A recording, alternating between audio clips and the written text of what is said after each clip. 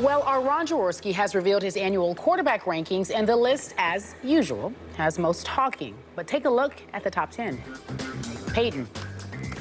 There, Brady, Rodgers, Breeze, Luck, Big Ben, Rivers, Ryan, Wilson, Flacco.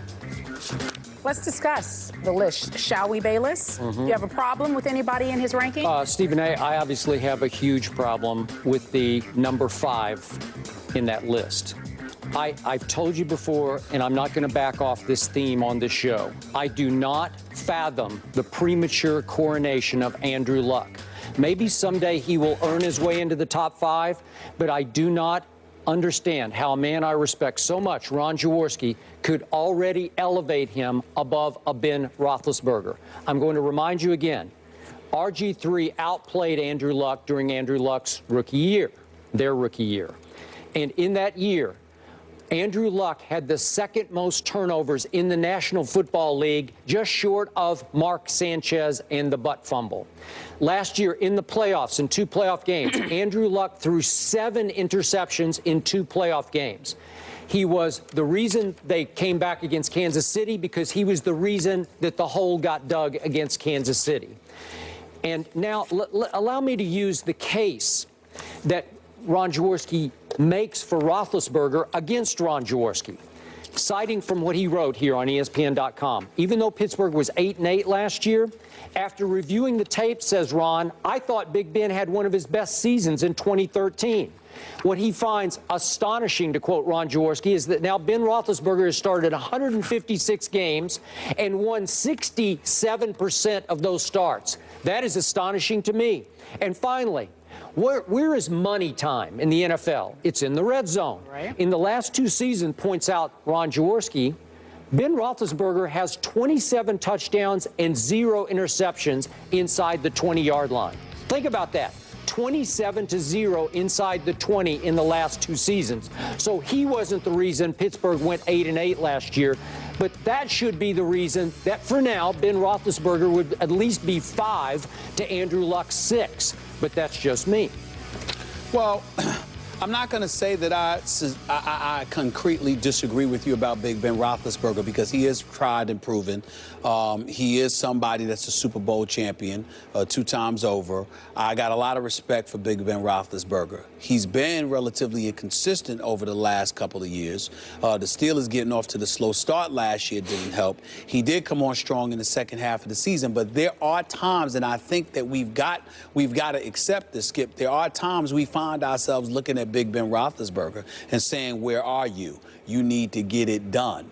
You do find yourself saying that about him because you know what he can do. Yep. That's why you're asking yourself. You're not asking yourself like, oh, because he never gets it done. Yep. You're asking yourself, where is he? Because you've seen him do it before. And you're wondering, when is that guy going to show up in terms with the level of consistency again?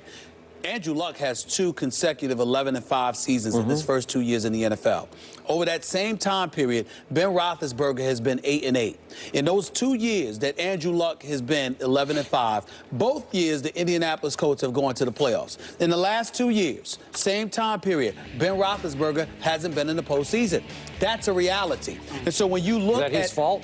Well, I'm not saying it's his fault. Collectively speaking, I think the Steelers' defense was too old. I think that's why they got a bit younger on the defensive side of the ball, particularly in the draft and what have you. We all, you know, Mike Tomlin's my favorite coach in the game. Even though he's not the best, that would be Bill Belichick. He's still my favorite. I just love him. In the end, the bottom line is you've got to do more on both sides of the ball and in special teams, and that's been a legitimate beef with the Pittsburgh Steelers. You can't say that about Andrew Luck. Look at Andrew Luck.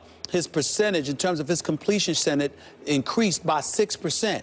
His interceptions were cut in half. All right, so there's a level of progression that we're witnessing with Andrew Luck. Went from 18 to 9 interceptions. Went from 54% completions to 60% completions as a passer. He's a legit 6'4", 6'5". He's 235 pounds. Big legs, strong, durable, reliable. And when you look at the athleticism, because he has the ability to run, to move a foot, and to really make things happen and move the chains with his feet, not just his arms. His intellect is unquestionable, and this is just 2 years in the league. So, yes, RG3 had a better rookie season than him, but then we saw what happened last year, albeit coming off of injury. You look at Andrew Luck. It's the throwing accuracy, it's the athleticism, it's the leadership, and you combine all of that with his youth, and you find yourself fantasizing about what he could be, because when you see young quarterbacks, especially... I'll buy that. You fantasize about what he could be. But wait a minute. But what is he? But it's also in a league where mobile quarterbacks seem to be in vogue. Andrew Luck is the prototypical quarterback. He can stand in the pocket and get it done, and gets it done that way and with his feet. And again, 11-5 with improvement and 2 playoff appearances, which to me gives him an edge over Big Ben, gives him an edge over Matt Ryan, gives him an edge over those guys. Now, if you want to come and say Colin Kaepernick, or you want to say a Russell Wilson because of the success that they've had, no. I'm just saying. But if you're not going to say that, then I have no problem with him being in number 5, because Phillip Rivers doesn't deserve to be ahead of him. Big Ben Roethlisberger, based on his last 2 years of production, doesn't deserve to be ahead of him. Matt Ryan doesn't deserve to be ahead of him. Again, 7 interceptions in 2 playoff games. What? Explain, please. No. Again, rough outing. Came back, though. 2 rough outings. Hey, listen, came back. 2. Listen. 7? What if Peyton Manning threw 7 in 2 games? We would be... We call it a disastrous night. We saw it in the Super Bowl. We saw it in the Super Bowl. Disastrous. I don't think it was his fault. His players, his teammates were scared to death. They were petrified on reaching the boom. But I'm just saying, in the end, I look, and I told you this. You and I disagree from day one. Love RG3, but I told you, Andrew Luck's a bad boy. Okay, and he's only getting better. He's only getting better. You said you look at Big Ben now and you say, where are you? You need to get it done. I said that several times last year during the regular season about Andrew Luck. Now, he was sensational in big games, big stage home games against Seattle and Denver, the 2 Super Bowl teams. I give you that. And he had a couple other sensational games. But he lost to Ryan Tannehill at home? Really? Did he do that? He lost a Monday night game. Go back and look at the tape of the Monday night game at San Diego. Tell me what you saw. Where are you, Andrew? Tell me what you saw in the 3-interception game against the St. Louis Rams. Tell me what you saw. I understand. Where are you, Andrew? Those points, but what drives me crazy when you do stuff like that, I can say this. I saw Joe Montana lose a playoff game 49-3. It happens. I'd already seen him win a Super Bowl. Yeah, but what I'm saying, what we saw again, you saw Roethlisberger win 2 before that. You saw Roethlisberger win 2. But I'm saying to you, I also saw the last 2 seasons. Don't get me wrong. I haven't given up on Big Ben Roethlisberger. I think he'll show up this year and he'll do well. So do I. And I think durability is a question mark because he takes a lot of hits, because he's willing to take those hits to buy himself time. You know, he'll stand in the pocket and wait. I mean, he's a receiver's dream because he'll wait to get you open now. I mean, he can fend off tacklers and a whole bit. But in the end, Big Ben Roethlisberger, based on the last 2 years, has either flatlined like this or gone down a little bit, and Andrew Luck's going this way. He's going this way. You sure about that? Yes. I'm not sure about that. I am sure about it. I need to see it to believe it. Andrew Luck's a bad boy. You're projecting. You're fantasizing about what he can be. He's 11-5 with 2 playoff appearances in his first 2 years. But you, like Ron Jaworski said before that draft, oh, this guy's all-time great. So I think Ron is trying to validate. Yes, you did. No, you said he's going to be better than RG3. I said to you that he is the #1 overall pick. He should be over RG3, and I've never wavered on that. Okay, so clearly you're not objective when it comes to this list, right? Because I said that I would pick him over RG3. True.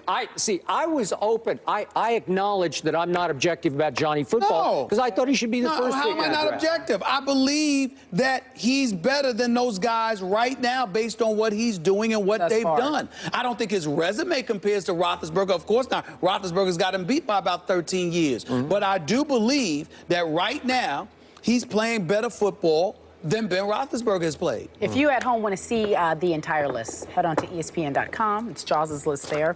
Meanwhile, here's a question. The King has returned to Cleveland, but how much help did he get in making that decision? We find out after the break. We'll be back in just a few moments.